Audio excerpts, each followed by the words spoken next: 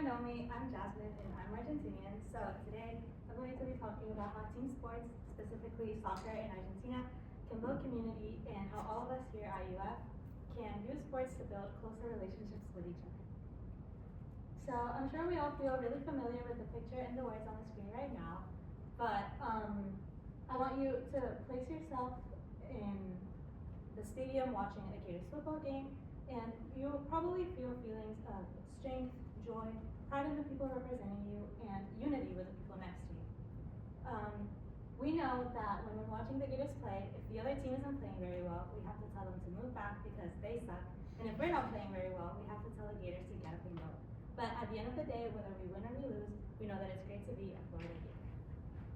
Now, you probably don't feel as familiar with the picture and the words on the screen right now, but this is the stadium for my soccer team from back home, River Plate, and this is my absolute favorite place to be in the entire world.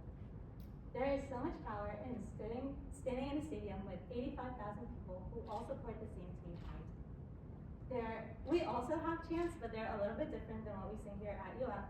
A lot of it talks about dying, like the day that I die, I want my casket to be painted red and white like my heart.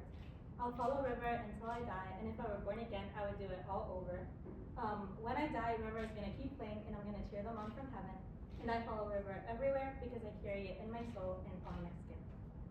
It's really important to have a team that you refer to as us or we, rather than I or me, because it really helps to build that community and have an aspect of your identity that's tied to other people and not just yourself. When you have 85,000 people who all have a common objective, a shared goal and passion, for the 90 minutes that the game is going on, you forget about any differences that you may have and just focus on what you share. Having that shared community can really help us to feel empathy for people that otherwise we wouldn't care about and foster understanding and sympathy with each other. So an example of this is a study conducted in the UK on Manchester United fans, and the researchers had random people walk in front of the subjects and they would accidentally fall. And they wanted to see if the subjects would help the person stand up or not. And they found that Manchester United fans were 3 times more likely to help a person that was wearing a Manchester United jersey than if they were wearing a jersey from the opposing team, Liverpool. You might be wondering why Argentinians in particular care so much about soccer and why we treat it basically as a second religion. I'm sure we all have felt following our favorite team brighten our day or turn it around after something didn't go the way that we planned. For example, you might have gotten a bad grade on Friday and you're feeling really sad and disappointed in yourself, but then on Saturday you go watch a UF basketball game and all of a sudden what was bothering you feels a little bit lighter and you gain a new perspective. Argentina is really no exception to this because most Argentinians live paycheck to paycheck and we lack access to public health care and education, so we really use soccer as a positive outlet and a main source of joy that a lot of Argentinians lack. In 2022, when we won the World Cup, the inflation rate in Argentina was 94.8%, which, for context, a healthy inflation rate should be between 2 and 4%. And our poverty rate was 38.8%. But this statistic was a lot higher for children, meaning that if you were born in Argentina in 2022, you are likelier to be living below the poverty line than above it.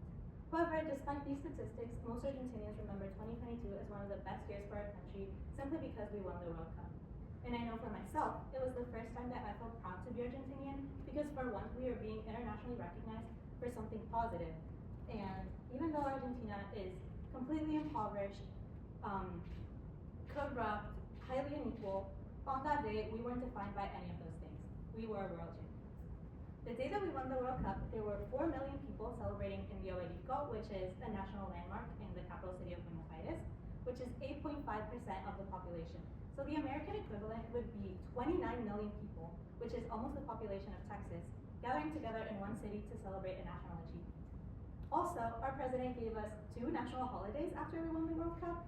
So imagine all of those people in one place, celebrating and getting 2 days off from work afterwards. However, you don't need to be living in a struggling country or going through something deeply personally tragic to need the joy of sports in your life. Like I said before, it can brighten your day and turn it around after small inconveniences like missing the bus. Our direct rival for River Plate is called Boca Juniors, and whenever something doesn't go my way, my dad always tells me that at least I'm not a Boca Juniors fan, and it does actually make me feel better every single time. So the next time that you're kicking yourself for doing something silly, like forgetting your keys at home, remember that at least you're not alone. River Plate has given me so much personally. The main thing that I learned from following my team is resilience, loyalty, and knowing that you can always rise from defeat.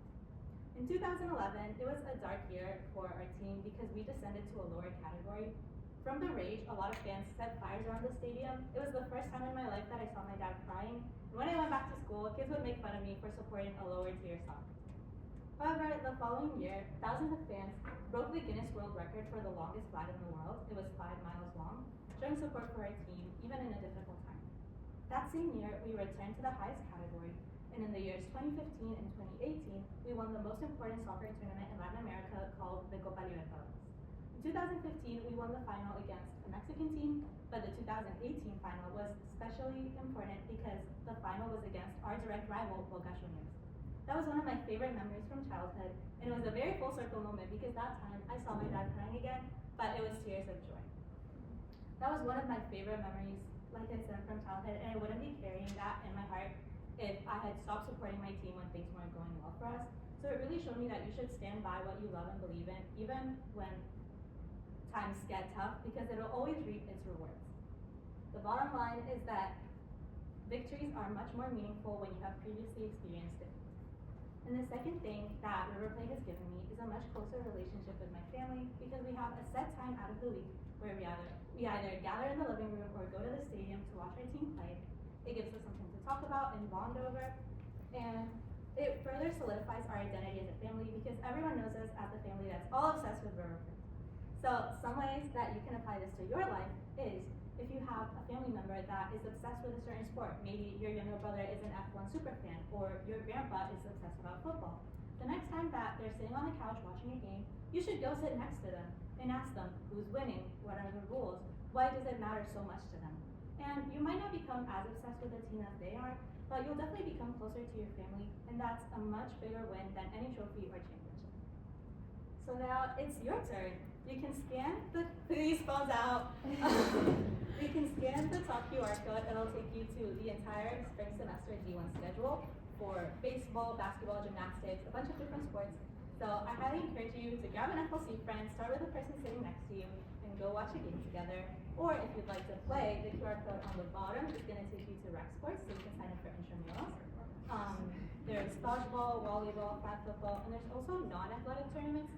So you can sign up for trivia, board games, card games, and it's just a really good way to get closer to the people around you and build stronger communities. Thank you so much.